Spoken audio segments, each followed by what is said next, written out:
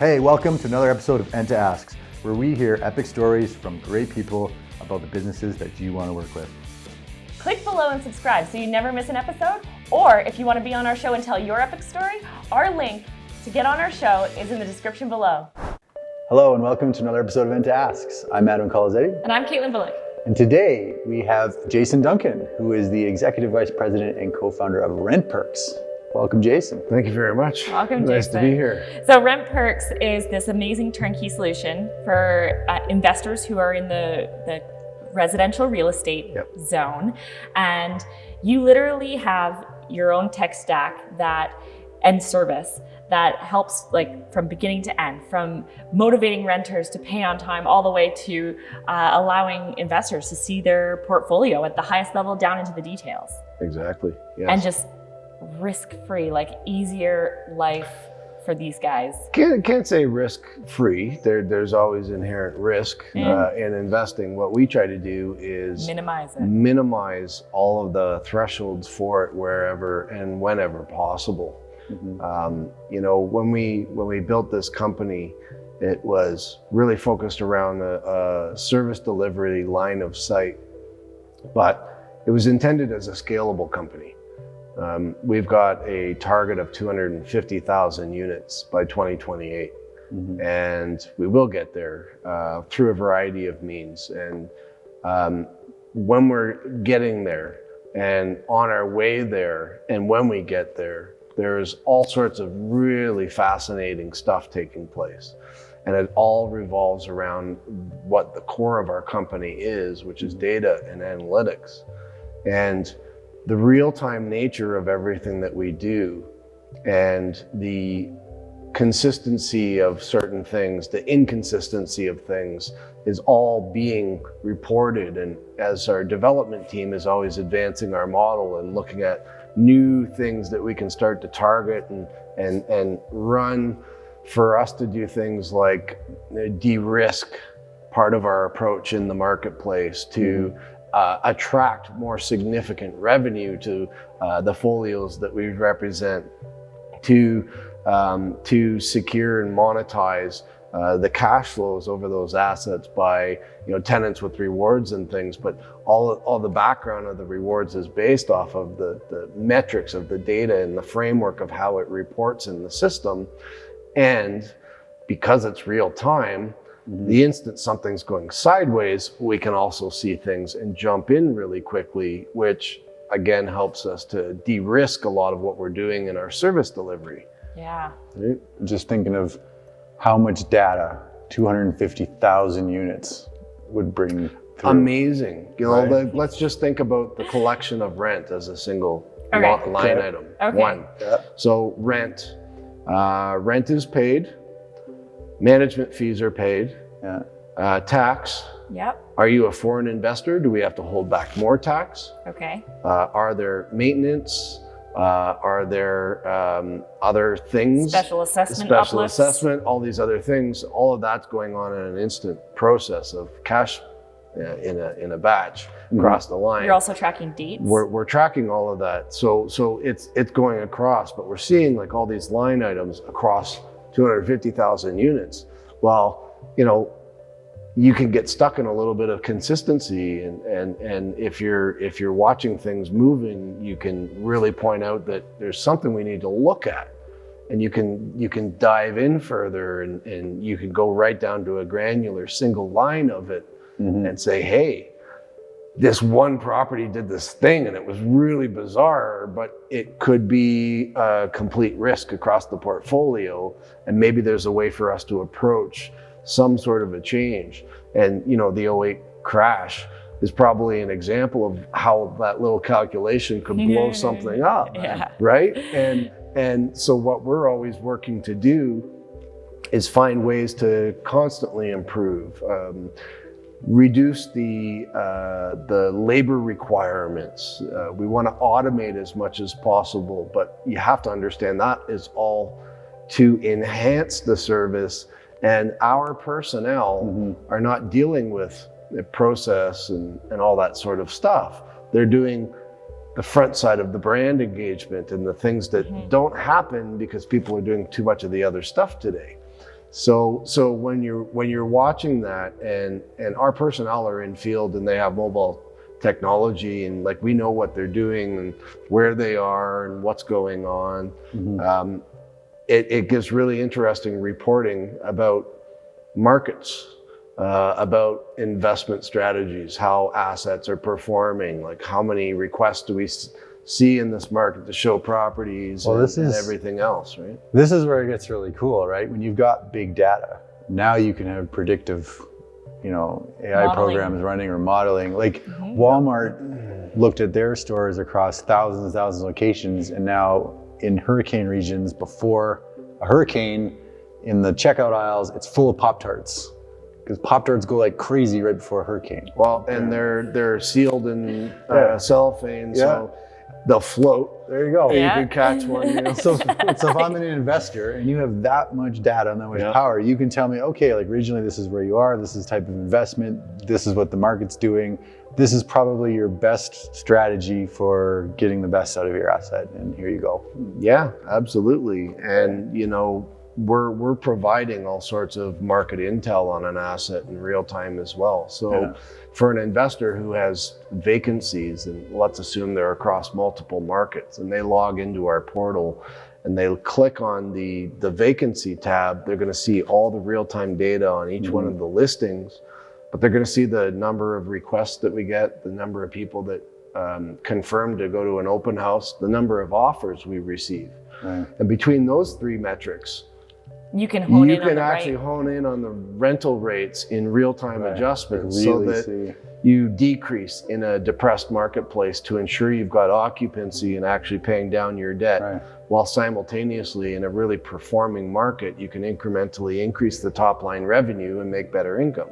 So it's not like, well, we got to watch for a month, then see, then guess, and then wait for a month, and then see. None of that. None of that. So that's currently what your model is doing. That's currently what our model is doing. And so as we grow and we scale, our development team has already a 3-year development pipeline of other things that we will be able to do at scale, and other ones that aren't quite a priority in our operating model yet. I mean, is it all proprietary? Can you share everything is proprietary. So we designed the fabric of the way we operate. Right, but I mean, and it was developed for us, and we have in-house development that's constantly working on it on a daily basis. But the things you have planned, can you let us in on this? I'm a need to know kind of guy. I don't like secrets. Can you give us like a little teaser, a secret of what's coming? Big things we'll get into issuing our branded credit card. Which will add extra layer of reward redemption for the tenants for the payment of rent.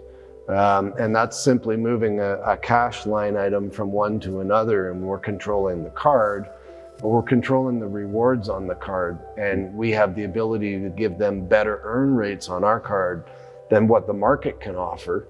So it's all into the behavioral analytics side of the business, and encouraging and retaining the behavior from the marketplace that we desire as an operator. I love it. So you could actually collect data on how your renters are behaving with all their purchase habits. You could, if they're using it on other markets, we would probably see things like that. And where we would look to that as an opportunity to further the relationship with those tenants is to start including new rewards feature sets into the rewards program and things. Right, like if they shop at the local gas station and it's this brand of gas station and you've got like thousands of them using that, maybe we need to put that rewards in there for this gas. Or do competitions or draws and things, and kind of target certain demographics for things, demographic by location, and really do some fun things. I mean, we're already targeting to get into having like scooter programs and things like that. So inner city, all the suits that are downtown cruising around, and they can get a free lift for a month or something. Right? Why not? So it does open up a lot of landscape of opportunity, and definitely things that we haven't even realized yet. And the important thing is that as we're growing and we're reaching toward those goals, we're also starting to see more and more information that gives us more and more guidance of other directions that it can unfold into. Right? New strategies, new incentives, new ways to like that you guys haven't even thought of yet. Right? But you have a team of people who are like looking to the future. We're watching everything daily, right? And it's operating 24/7.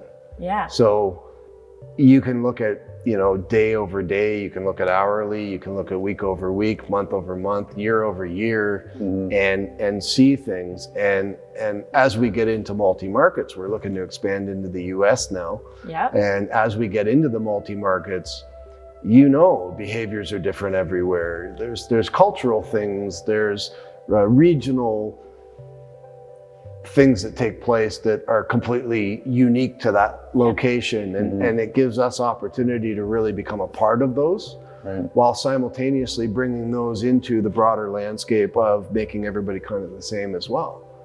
You're all equal, you know, we're all different, we're all equal, but we're treating everybody with all sorts of different opportunities. How cool is that, right? You talk about giving back to the community, you say, right? Like, we're always trying to be imaginative or find ways to give back or hold events or do this and the other, but with this kind of understanding, these kind of behaviors, you could say this region would love this because they're always doing that. Exactly. Right? Yeah. Or somebody on the other side of the country is doing this and it has a similar semblance of that. Right. You could maybe introduce something new and it might actually take off because it's relatively similar already. I really love this because you've taken an industry that has a lot of mistrust historically, right? We talked about that, and you're using technology, data, big data, and this analysis to help every stakeholder. Every stakeholder. Every stakeholder. Yeah. So it's not just, you're not just patting the pockets of the big investor guy, you're helping everybody get a step up, get a leg up, and improve their lives. And that's a great reference. You know, as a platform, we serve not only portfolio owners with several properties, but a property owner that has a single property, and they're out there against themselves. You know, people always ask, well, why would I hire you on instead of doing it myself? There's two things that typically happen when you're self-managing, financially related. And so the first is you're concerned about your debt and you want to get your occupancy, and you think you have a good tenant and you want them in and you'll have some favorability. So you negotiate the value, and you've lost $1,000 to $3,000 annually on average in revenue to the property. And then if you go on your gut and you place the wrong tenant, you run the risk of $3,000 to $8,000 on average a year per property. And so the small cost of property management fees with a sophisticated platform that are harnessing the attraction and retention of quality tenants and managing the property so that the capex is de-risked, the financial asset is monetized correctly. It's hard to argue that you could do a better job doing it yourself. It's awesome. You just push the easy button. Well, from like even an investor's point of view, portfolio, like, let's be honest, we're only good at so many things. And all the things that your company is doing, there's probably very few people who are really, really good at all of them. Right? Yep. And, you know, investors, what I see, investors are in multi-markets, and they've developed this really sophisticated way of thinking they can manage their property managers, and it's a process, and they get what they get. I mean, you know, there are some good property managers out there, you know, don't get me wrong, or it's not that they aren't, but they accept what the market prepares them to accept. And they find ways to get out of them what they need, so they have those comfort levels and they can put their information into their reports and everything else. but they also spend a lot of time managing those people. Time is money. And it takes away from their investment strategy and everything that you're trying to do and build and grow. And so we talk about this being stuck in the whirlwind instead of being able to be strategic, right? You talk about working in your business, not on your business. These guys are working in their investment, not on their investment. Correct. Yeah. And so I've been having some really interesting conversations lately and talking to individuals that do have these folios.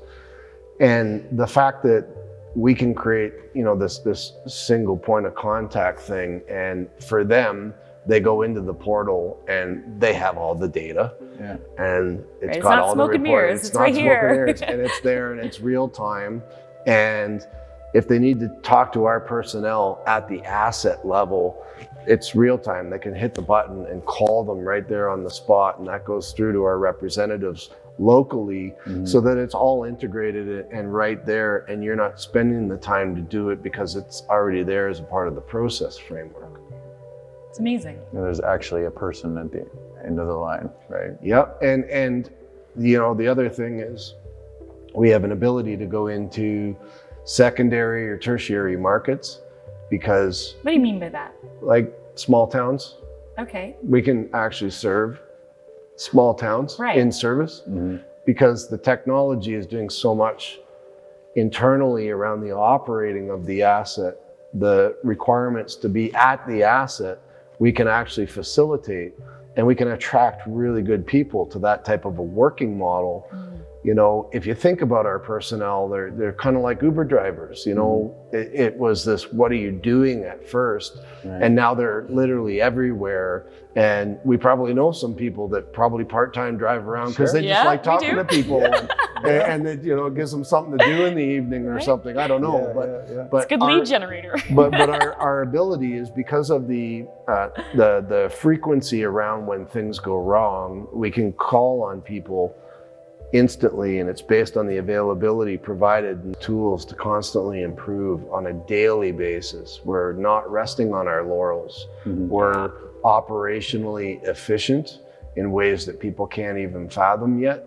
And we're using all the information in the background to further encourage the relationship that we have with both parties, the investor as well as the tenants, so that we're building a win-win scenario and targeting to build this brand. And that's what doesn't exist. We are a brand for property management, and we're doing it through data and analytics and a high level of service in the field. I love it. I absolutely love it. So how can people get a hold of you? RentPERKS.com. And there's 2 tabs. It's really easy. You're either an investor and you click the landlord, or you're a renter. For investors, I also encourage to look on the renters tab, because you'll see all of our real-time availabilities, and you'll be able to click on apply and see all the diligence that we do in our onboarding of new tenants. Excellent. Well, thanks so much, everybody. Stay tuned for the next show. Oh, can I get a mic drop? That was so Epic. Join us next time on Enta Asks.